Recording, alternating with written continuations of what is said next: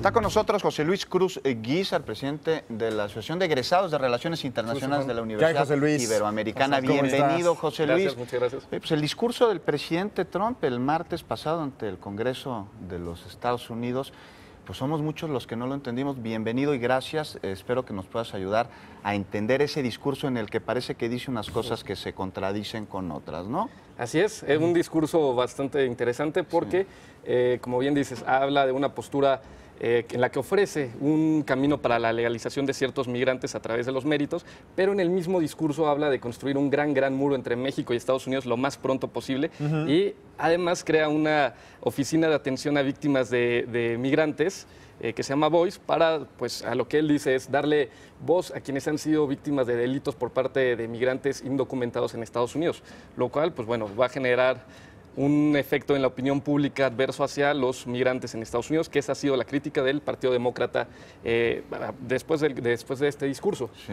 Que, pues bueno, el discurso fue bastante interesante, sobre todo sorprende la aceptación que tuvo entre el público estadounidense. CNN nos habla que tuvo una 59% de aprobación este discurso, es bastante alto para los números que venía manejando Donald Trump, y pues bueno, también nos habla de una moderación en sus discursos y sobre todo en sus políticas, en aras de estabilizar su gobierno y no tener una opinión pública tan adversa como lo ha tenido en este mes y cachito de trabajo. Sí. Sin duda alguna. Oye, pero José Luis, a ver, explícanos una cosa. O sea, dice que va a crear políticas para regular la migración a los Estados Unidos y que a través de méritos, pues los migrantes podrán acceder a tener ahí una residencia. ¿Cuáles serían estos méritos?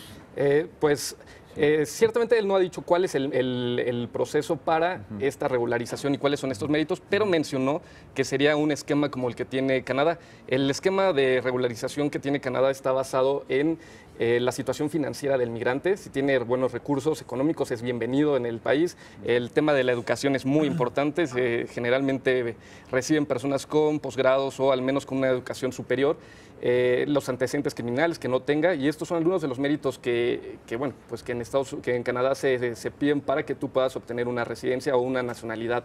Y en el caso de Estados Unidos, pues bueno, esto sería segmentar quiénes son los que pueden ser beneficiarios de este camino de regularización. Ciertamente no serían las personas de más escasos recursos, ni tampoco lo de la mayoría de los migrantes ilegales. Entonces, sí, exacto, es como que de forma y de fondo el discurso es distinto, porque dice que va a apoyar a los migrantes, pero no sé, y te pregunto, va a apoyar a inversionistas que quieran ir a los Estados Unidos, una nación fundada por migrantes que llegaron a trabajar pues sin nada en los bolsillos. Exactamente, así es. Y hay que tener en cuenta que la mayoría de los migrantes que en este momento obtienen su nacionalidad es por lazos familiares. Solo el 15% lo hace a través de cuestiones de trabajo o de refugio. 50% son porque tienen familiares, y este 50% la mayoría son migrantes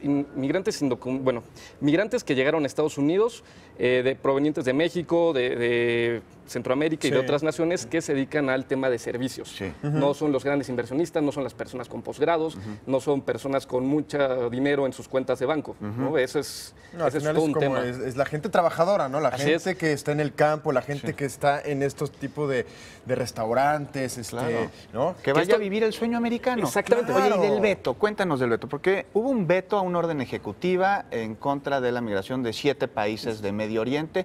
Y dijo el presidente Trump que iba a cambiar el discurso de esta orden ejecutiva, pero nada más en estricto sentido jurídico. O sea, sigue igual su prohibición, su intento de prohibición. Pues bueno, va a presentar, aún no presenta esta nueva orden ejecutiva. Sí. Se prevé que la nueva orden contenga va a quitar algunos de los países que están en este veto. Uno de ellos es Irak, que es muy importante, y otro es Siria, en el cual en lugar de tener un veto se pasa una suspensión de 120 días para la recepción de refugiados. Y pues bueno, cambia también la implementación. En lugar de ser inmediata, tendrá un plazo, aún no definen qué tiempo, se habla de unas 2 o 3 semanas para que esta entre en vigor y que no genere un caos como lo generó la anterior orden ejecutiva en aeropuertos, en las fronteras y pánico entre la gente, que ese es un tema muy importante en Estados Unidos. José Luis, pues muchas gracias. Sí. Muchas gracias. Seguiremos esto muy de cerca. Sí, pues sí, ya más entendible ahora que tú nos lo explicas. Sí. Porque cada día de verdad nos sorprende. Así es, tiene una postura un día, en el mismo discurso tiene una y luego tiene otra y regresa a otra postura, y bueno, es difícil de entenderlo. Sí. Hay que empezarlo exactamente, a tratar de entenderlo, aprender a entenderlo. Sí. Gracias, José Luis. No, gracias.